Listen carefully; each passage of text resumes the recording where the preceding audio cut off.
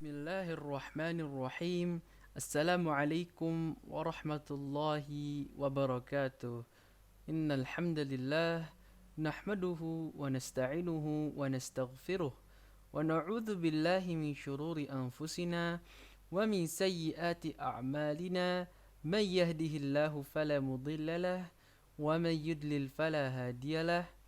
Ashhadu an la ilaha illallah wahdahu la syarikalah wa ashhadu anna Muhammadan abduhu wa rasuluh. Amma ba'.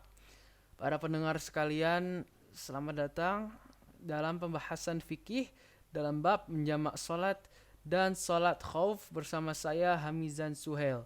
Baik, tanpa basa-basi, mari kita mulai. Bismillah. Jadi menjamak salat ini ada beberapa alasan sehingga dibolehkan dalam pelaksanaannya. Alasan yang pertama ialah menjamak ketika safar. Nah, terdapat perbedaan pendapat dari para kalangan ulama dalam permasalahan ketika jamak dalam safar. Pendapat yang pertama dari Imam Abu Hanifah yang mengatakan bahwa tidak boleh menjamak dalam safar kecuali di Arafah, lebih tepatnya sholat zuhur dan asar, dan di Musdalifah, dan lebih tepatnya sholat maghrib dan isya. Nah, kemudian ada yang unik, bahwasannya di madhab Imam Abu Hanifah, sholat zuhur ini diakhirkan waktunya dan asar diawalkan, sehingga terlihat seperti menjamak sholat, padahal tidak. Padahal itu di dalam waktunya masing-masing, begitu. Kemudian dari pendapat yang kedua oleh para jumhur ini mengatakan bahwa boleh dilakukan dimanapun kalian bersafar. Nah, selain menjamak ketika bersafar, ada juga menjamak ketika kita mukim. Kenapa? Ini untuk meringankan al-masyaqqah, meringankan beban kita.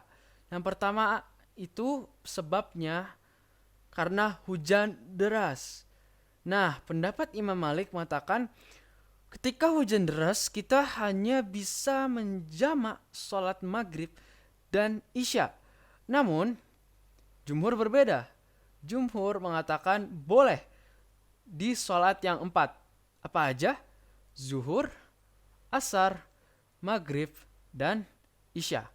Kemudian alasan kedua yang membolehkan kita menjamak sholat itu adalah karena sakit. Jelas dong, sakit yang kayak gimana? Yang kayak pilek-pilek kah? Yang kayak batuk-batuk? Oh enggak, bukan kayak gitu. Itu terlalu ringan. Nah, yang sakitnya tuh yang berat, yang mungkin jikalau terkena air maka itu akan membuat ia lebih parah sakitnya, begitu. Maka dia boleh menjamak salatnya. Kemudian yang ketiga, menjamak ketika kita menjamak salat itu hanya ada satu azan dan 2 iqamah. Kenapa begitu? Ini sudah disyariatkan, ya. Satu azan ini sudah disyariatkan dan setiap salat itu 1 iqamah.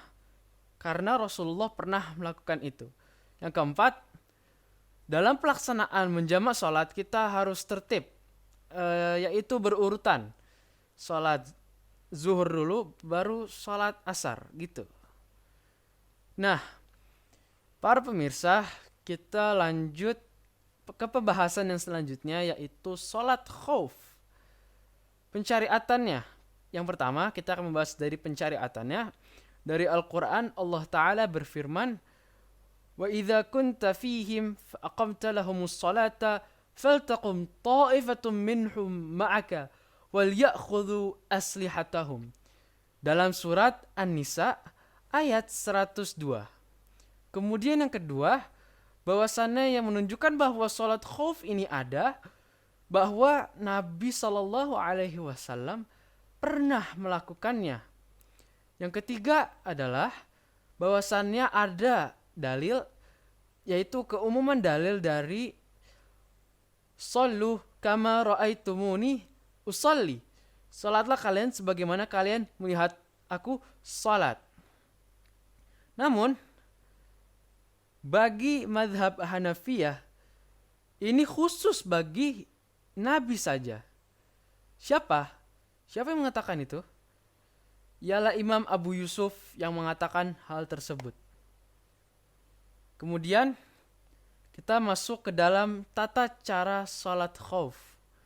Dari hadis Ibnu Umar radhiyallahu anhuma, ia berkata bahwasannya Rasulullah sallallahu alaihi wasallam melakukan salat khauf 1 rakaat bersama salah satu golongan, sementara golongan yang lain menghadap ke musuh. Kemudian golongan pertama berpaling dan menggantikan di tempat kawan-kawan mereka yang lain sambil menghadap ke arah musuh. Setelah itu, datanglah golongan kedua yang dengannya mereka sholat bersama Nabi Sallallahu Alaihi Wasallam dengan 1 rakaat saja. Lalu Nabi Sallallahu Alaihi Wasallam dan golongan kedua pun meneruskan 1 rakaat. Begitupun golongan yang pertama. Jadi dari hadis di atas kita bisa memaparkan lebih jelas bahwasannya seorang imam ini membagi jamaah menjadi 2 kelompok. Kelompok yang pertama ialah mereka yang sholat bersama imam.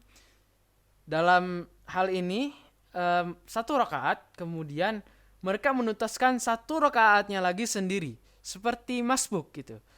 Nah, setelah itu imam tetap duduk, tidak berdiri, menunggu golongan yang kedua datang. Nah, golongan yang kedua ngapain?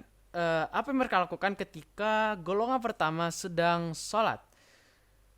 Jadi mereka menjaga golongan yang pertama ketika mereka sholat dan juga menghadapi musuh. Kemudian kelompok kedua melakukan apa yang dilakukan kelompok satu. Nah, ini kan yang kita pahami. Ternyata ada 2 cara lain yang ternyata mungkin belum kita gali lebih dalam. Jadi cara yang kedua ialah imam sholat 4 rakaat, ya, 2 rakaat salam, 2 rakaat salam. Nah, seperti gimana? Jadi tetap jamaah dibagi menjadi 2, kelompok 1 dan kelompok 2, dan masing-masing kelompok melaksanakan sholat secara 2 rakaat, sebanyak 2 rakaat. Begitu. Jadi tidak ada perselisihan di sini. Semua jelas, clear. Jadi cara yang terakhir itu unik.